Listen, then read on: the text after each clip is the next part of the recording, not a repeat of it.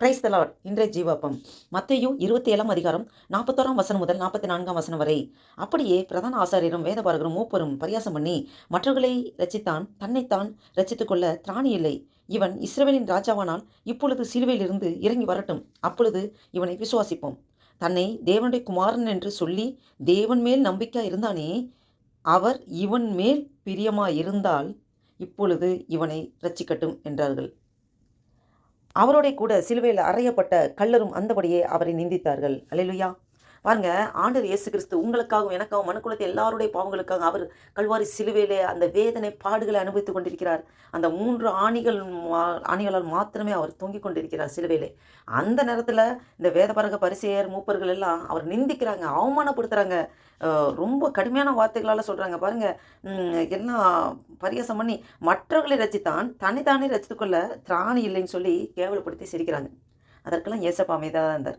இவன் இஸ்ரவேலின் ராஜாவானால் இப்பொழுது சிலுவையிலிருந்து இறங்கி வரட்டும், அப்பொழுது இவனை விசுவாசிப்போம் என்று சொல்கிறாங்க. பாருங்கள், ஒரு டெஸ்டிங் பண்ணி தான் ஆண்டவர் விசுவாசிக்கணும்ல. இவங்க அந்த மாதிரி தான் இவங்களுடைய எண்ணங்கள் இருந்தது. பாருங்கள், அதோட தன்னை தேவனுடைய குமாரன் என்று சொல்லி தேவன் மேல் நம்பிக்கை இருந்தால், அதாவது தன்னை தேவனுடைய குமாரன் என்று சொல்லி தேவன் மேல் நம்பிக்கை இருந்தானே, அவர் இவன் மேல் பிரியமாய் இருந்தால் இப்பொழுது இவனை ரட்சிக்கட்டும் என்றார்கள்.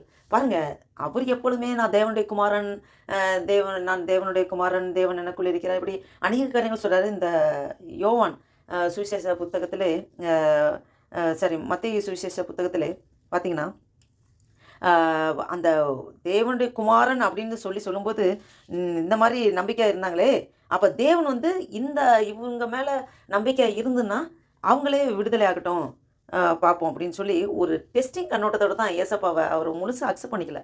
அந்த ஒரு முழு அர்ப்பணிப்போட ஆண்டவர் எல்லா பாடுகள் நிந்தைகள் என்ன வந்தாலும் ஆண்டவரே எல்லாமே நாங்கள் ஏற்றுக்கொள்கிறோம்ப்பா, உம்முடைய சித்தப்படி நடக்கட்டும்னு சொல்லி நாம் அந்த அர்ப்பணிக்குள்ளே வர வேண்டும். அதுதான் ஆண்டவர் வேலை இந்த வசனத்தின் மூலம் உங்களோட என்னோட பேசிக்கொண்டிருக்கிறார்.